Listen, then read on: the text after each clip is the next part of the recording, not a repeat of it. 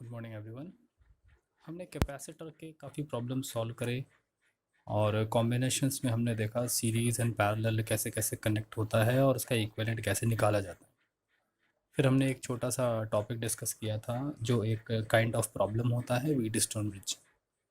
उसका सॉल्यूशन देखा balance condition होने पर कैसे कैसे सिंप्लीफाई हो सकता है सीरीज़ एंड पैरेलल का कॉम्बिनेशन बना के मिक्स्ड सर्किट के फॉर्म में। आज हम डिस्कस करेंगे अगर किसी कैपेसिटर की प्लेट दो अलग अलग प्लेट्स के बीच में एक डाइलेक्ट्रिक मटेरियल फिल कर दिया जाए। जब हमने पैरेलल प्लेट कैपेसिटर बिल्कुल स्टार्ट करा था ऑन दैट पर्टिकुलर डे मैंने बताया था कि अगर दोनों प्लेट्स के बीच में पूरी तरह से कोई डाइलेक्ट्रिक मटेरियल फिल कर दिया जाए तो कैपेसिटेंस के टाइम्स इंक्रीज हो जाता है। आप चेक करिए, उसमें हमने ऐसे डिस्कस किया था के epsilon naught A by D करके एक फॉर्मूला बनाया था। बट यहाँ पर जो हमारा टॉपिक आज चल रहा है इसमें पूरी प्लेट्स के बीच में डाइलेक्ट्रिक फील्ड नहीं होगा। यहाँ पर हम एक डाइलेक्ट्रिक स्लैब रखेंगे। इट इज़ जस्ट लाइक कि दो प्लेट्स हैं और उनके बीच में कुछ थिकनेस तक एक डाइलेक्ट्रिक मटेरियल का स्लैब रखा जाता है। Take it in the way like this, these are the parallel plates. ये एक पैरेलल प्लेट है, ये ऐसा ओरिएंटेशन होगा like this. These are the parallel plates और इनके बीच में कुछ थोड़े से लोकेशन पे, कुछ थोड़ी सी जगह पे हम एक स्लैब इंसर्ट करेंगे। स्लैब का थिकनेस है टी। दोनों प्लेट्स के बीच का जो डिस्टेंस है वो हमारे पास प्रोवाइडेड है डी। जनरली हम इसको कन्वेंशन से डी मानते हैं। जो डाइलेक्ट्रिक स्लैब का डाइलेक्ट्रिक कांस्टेंट है दैट इज के, स्लैब की थिकनेस टी, और ये इस वाली प्लेट से वाई डिस्टेंस पे रखा हुआ है। प्लेट्स का ओरिएंटेशन क्योंकि ऐसा होगा तो ये इसका क्रॉस सेक्शन एरिया है जो हमारे डायग्राम में विजिबल नहीं है, ठीक है। बट इसका ओरिएंटेशन हम समझ सकते हैं। अगर ऐसे देखेंगे तो this must be the cross section area. दोनों प्लेट्स इस तरह से रखी। चलिए इसको सिंप्लीफाई कैसे करते हैं। हम यहाँ से यहाँ तक अगर एक कैपेसिटर मान लें इस लोकेशन का, तो इस एरिया के बीच में कोई भी डाइलेक्ट्रिक मटेरियल नहीं है, तो यहाँ से यहाँ तक एक कैपेसिटर। जितनी स्लैब की थिकनेस है उतना एक कैपेसिटर मान लें, तो इन दोनों को एक एरिया मान के ये दूसरा कैपेसिटर, लेकिन इसके बीच में पूरे में मीडियम फील्ड है जो कि डाइलेक्ट्रिक कांस्टेंट के आ गया। और तीसरा जो सेक्शन था वाई थिकनेस वाला वो भी हमने एक खाली कैपेसिटर मान लिया जिसमें कोई डाइलेक्ट्रिक कांस्टेंट नहीं है। फाइन। अगर यहाँ तक बात समझ में आती है तो अब ए और बी के बीच में हम देख सकते हैं clearly it's a combination of series circuit. हाँ, जनरल फॉर्मूला हमने पढ़ा था epsilon naught A by D. Capacitance क्या होता था पैरेलल प्लेट कैपेसिटर का? Epsilon naught A by D. अब यहाँ पर डी जो दोनों प्लेट की डिस्टेंस होती थी वो सब में अलग अलग है, एरिया कॉमन है, ठीक। एप्सिलॉन नॉट क्योंकि इसके बीच में खाली जगह है तो एप्सिलॉन नॉट आएगा, इसके बीच में मीडियम है एप्सिलॉन एम आएगा, और इसके बीच में भी खाली जगह है तो एप्सिलॉन नॉट आएगा। क्लियर। अब ये तीन कैपेसिटर्स अगर ऐसा आइडेंटिकली मान लिया जाए, not identically but actually it is the three different capacitors, identical नहीं है, it is my fault. C1 C2 C3 तीन कैपेसिटर्स हैं तो सीरीज कॉम्बिनेशन में है। जनरल फॉर्मूला होता है epsilon naught A by D, इसके बीच में एप्सिलॉन नॉट आएगा, it is perfect okay. Area of the plate is a, D ये वाला डिस्टेंस ये हमने फिगर से निकाला, यहाँ से यहाँ तक डी है, स्लैब का थिकनेस टी है, ये वाई हो गया, तो ये डिस्टेंस आएगा D minus T plus Y. Clear. Figure देखने तो हमारे समझ में आ जाता है। जो दूसरा कैपेसिटर है C2, एप्सिलॉन नॉट नहीं आएगा क्योंकि इसके बीच में स्लैब है यानी कि मटेरियल है, तो epsilon M permittivity of the medium, area upon D, इन दोनों के बीच की थिकनेस टी है तो यहाँ पर मैंने उसको टी लिख दिया। Third capacitor general formula epsilon naught A by D, लेकिन यहाँ पर डी की जगह आना चाहिए Y. Fine. These are the three capacitors और C1 C2 C3 तीनों की वैल्यूज हमारे पास आ गई। अब चीज़ें बिल्कुल सिंपल हैं। सीरीज में सी इक्वलेंट लिखने का तरीका होता है 1/C1 plus 1/C2 plus 1/C3। अगर यहाँ पर देखें C1 C2 C3 तीनों की वैल्यूज यहाँ से सब्सटीट्यूट करें तो इक्वेशन आएगी कुछ ऐसी। इसको सिंप्लीफाई करते हैं। सिंप्लीफाई कैसे करेंगे? Epsilon M upon epsilon naught को परमिटिविटी रिलेटिव परमिटिविटी बोला जाता था या फिर डाइलेक्ट्रिक कांस्टेंट। फर्स्ट चैप्टर में डिस्कस किया था, तब मैंने आपको बताया था कि रिलेटिव परमिटिविटी वर्ड फर्स्ट में काम आता है, डाइलेक्ट्रिक कांस्टेंट सेकंड में आता है। तो के की बेसिक मीनिंग ये होता था, permittivity of the medium to the permittivity of free space. तो अपन एप्सिलॉन एम की जगह लिख सकते हैं के epsilon nought, 1/c equivalent D minus T minus Y upon epsilon not.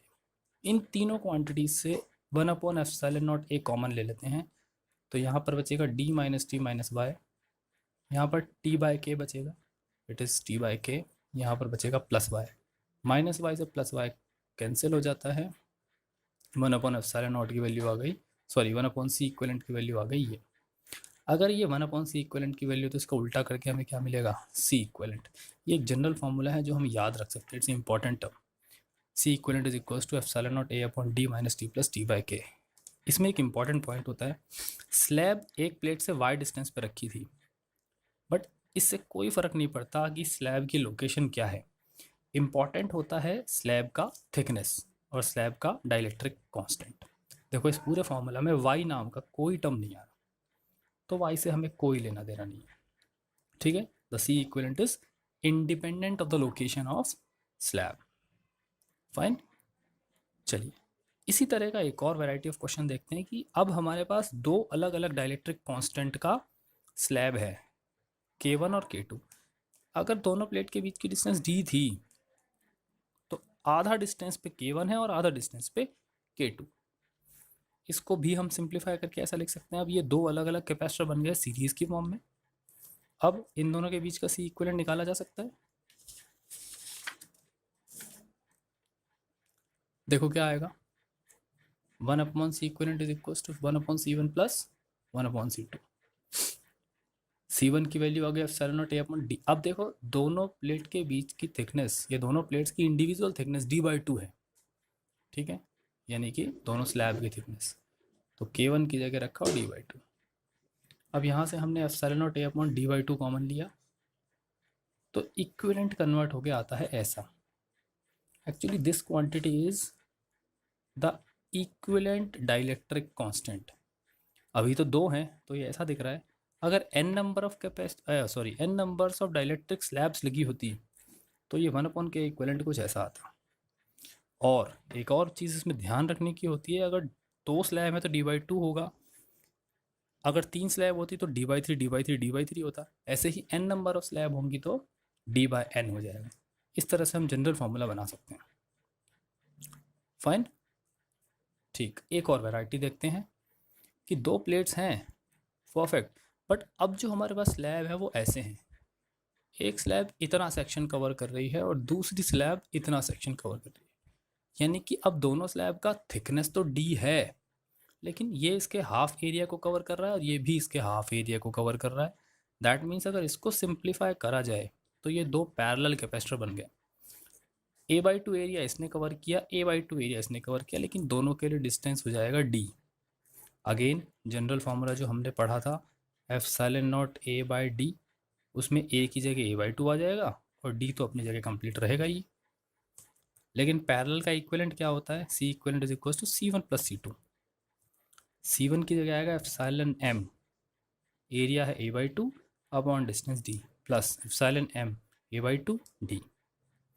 Epsilon m को लिखा जा सकता है K1 एप्सिलॉन नॉट, और इस वाले एप्सिलॉन m को लिखा जाएगा K2 एप्सिलॉन नॉट। सिंप्लीफाई करके देखें तो कुछ ऐसा आ गया। अगर n नंबर ऑफ कैपेसिटर होते तो ये डाइलेक्ट्रिक स्लैब का इक्विवेलेंट आ जाता, फाइन।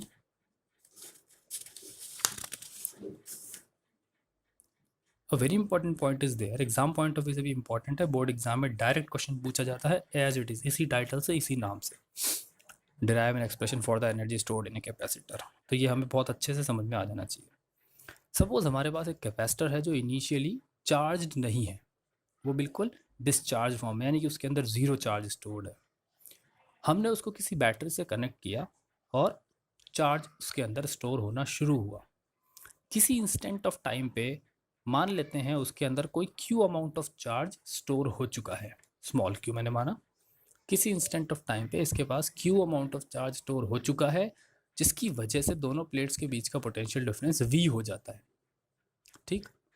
अब अगर मैं और बहुत छोटा सा कोई डी क्यू चार्ज सप्लाई करना चाहूँ, स्टोर करने के लिए कैपेसिटर को देना चाहूँ, तो मुझे वर्क करना पड़ेगा।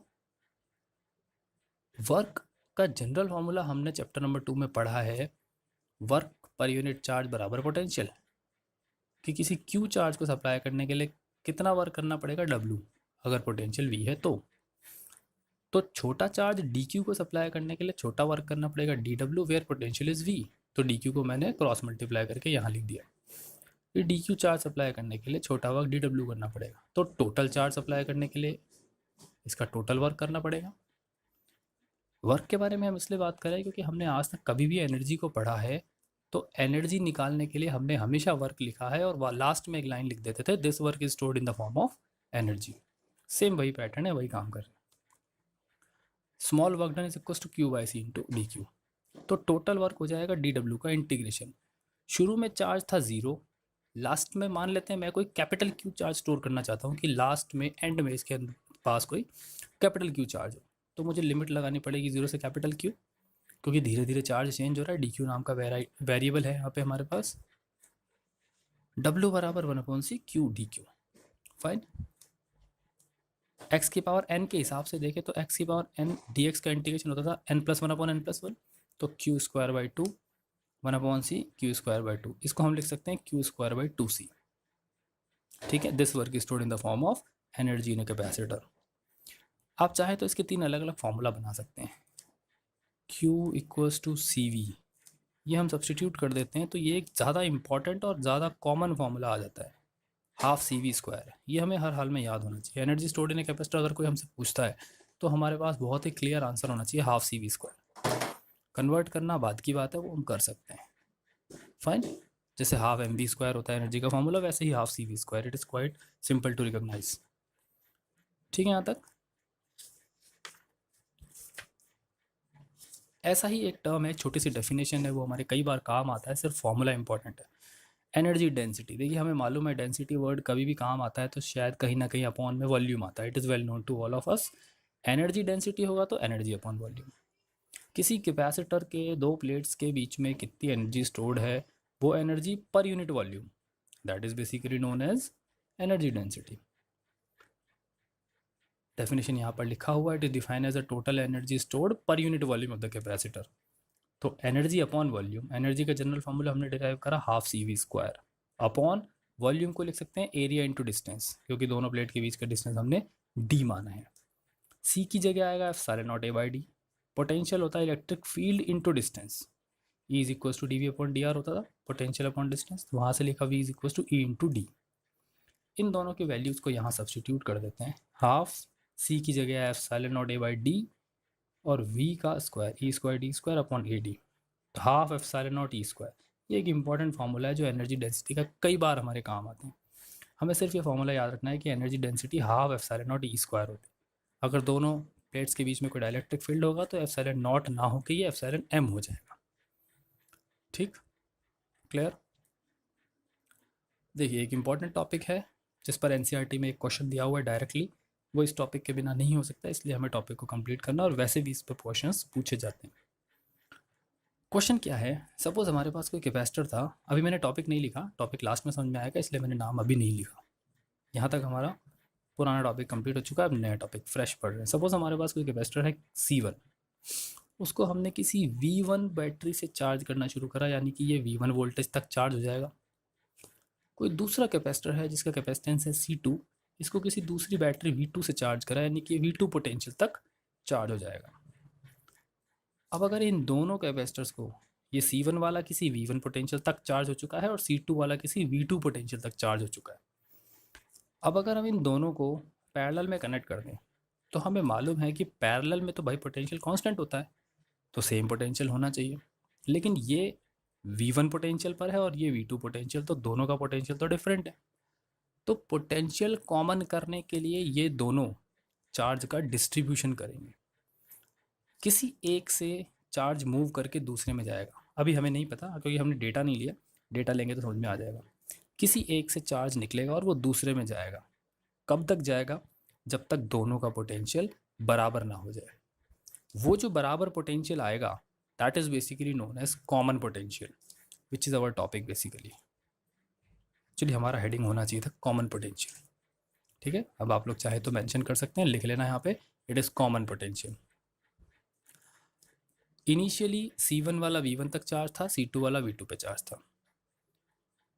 बाद में एक जनरल कॉमन पोटेंशियल हो जाता है, C1 वाला भी किसी V पोटेंशियल तक पहुंच जाता है और C2 वाला भी किसी V पोटेंशियल पे पहुंच जाता है। तो देखो इसका टोटल चार्ज कितना होगा, हमें मालूम है Q इक्वल टू CV, तो इस पे टोटल चार्ज हो जाना चाहिए C1 V1 और इस पे टोटल चार्ज हो जाएगा C2 V2। फाइन, दोबारा बोलता हूँ, इस पे टोटल चार्ज होगा C1 V1 और यहाँ टोटल चार्ज हो जाएगा C2 V2। लेकिन जब इन दोनों को पैरेलल कॉम्बिनेशन में कनेक्ट कर दिया तो किसी एक से चार्ज निकल के आया किसी दूसरे पर, यानी कि चार्ज का रीडिस्ट्रीब्यूशन हुआ। अब ये दोनों किसी कॉमन पोटेंशियल V तक चार्ज हो चुके हैं, तो इसका पोटेंशियल V और इसका भी पोटेंशियल V। अगर इसका और इसका दोनों का पोटेंशियल V है तो इस पे चार्ज कितना हो जाएगा, C1 इंटू वी और इस पे C2 इंटू वी। देखो कंजर्वेशन ऑफ चार्ज हमें क्या सिखाता है कि जो चार्ज था वो कभी ना तो ख़त्म होता है ना जनरेट होता है, तो जो चार्ज पहले था वही चार्ज बाद में होना चाहिए। Total charge before the combination is always equal to the total charge after the combination. केवल डिस्ट्रीब्यूट ही तो हुआ है, इधर से इधर या इधर से इधर, कहीं खोया तो नहीं है। तो कंजर्वेशन ऑफ चार्ज फॉलो होना चाहिए, और अगर कंजर्वेशन ऑफ चार्ज फॉलो होता है तो हमें मालूम होना चाहिए कि पहले वाला charge, charge before is equal to charge after. पहले वाला चार्ज था C1V1 प्लस C2V2, बाद का चार्ज है C1V प्लस C2V। तो अगर इन दोनों इक्वेशन से हम चार्ज कंजर्वेशन फॉलो करें तो C1V1 plus C2V2 is equal to C1V plus C2V। V common ले लेते हैं, C1 प्लस C2 डिवाइड होके आ जाएगा, तो this is the formula for the common potential. C1 capacitor जो कि V1 पोटेंशियल तक चार्ज था, C2 कैपेसिटर जो कि V2 पोटेंशियल तक चार्ज था, अगर उन दोनों के लिए कॉमन पोटेंशियल निकाला जाए तो this is the common formula, general formula for the common potential. ठीक है, अब देखो जब कॉमन पोटेंशियल है, हमने अभी लेटेस्ट टॉपिक में देखा कि चार्ज मूव करेगा। अब जब चार्ज मूव करा तो चार्ज का डिस्ट्रीब्यूशन हुआ, और चार्ज का डिस्ट्रीब्यूशन हुआ तो एनर्जी का भी डिस्ट्रीब्यूशन होगा। अब उस पर थोड़ी सी बात समझते हैं। अगर इस कैपेसिटर में देखा जाए तो पहले एनर्जी कितनी स्टोर थी, हाफ C1, सॉरी इसमें बात करते हैं यहाँ पे, हाफ C1 V1 स्क्वायर, और इसमें थी हाफ C2 V2 स्क्वायर। तो टोटल एनर्जी आ जाएगी इन दोनों का सम। कनेक्शन के बाद अगर देखा जाए तो टोटल एनर्जी कितनी होगी, half C1 V square plus half C2 V square.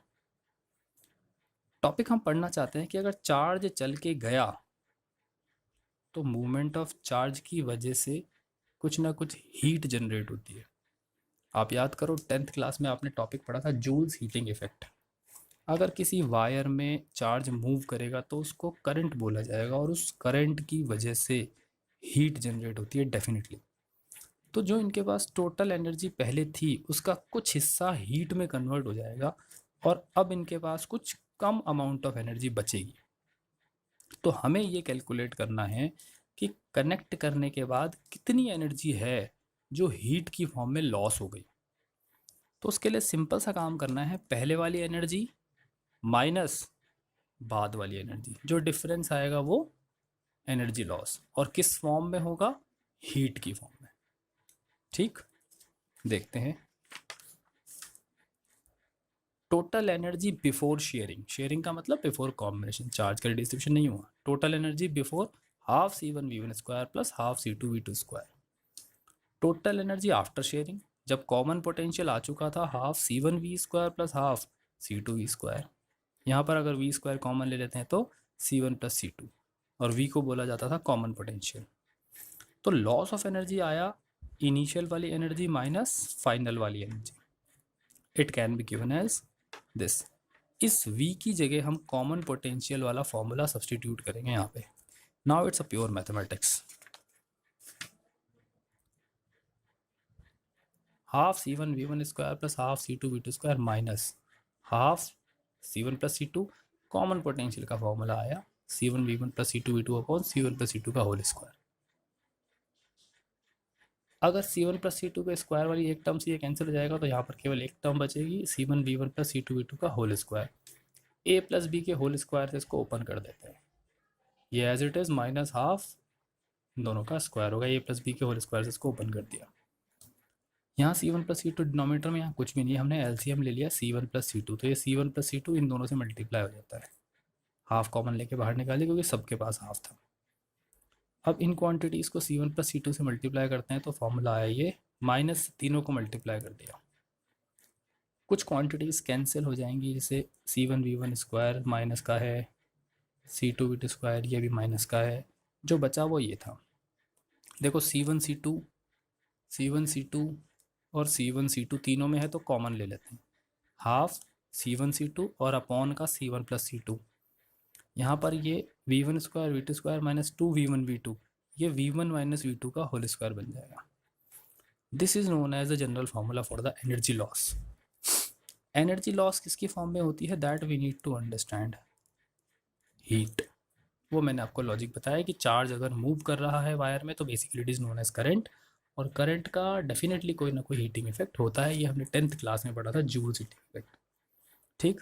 तो this is an important formula.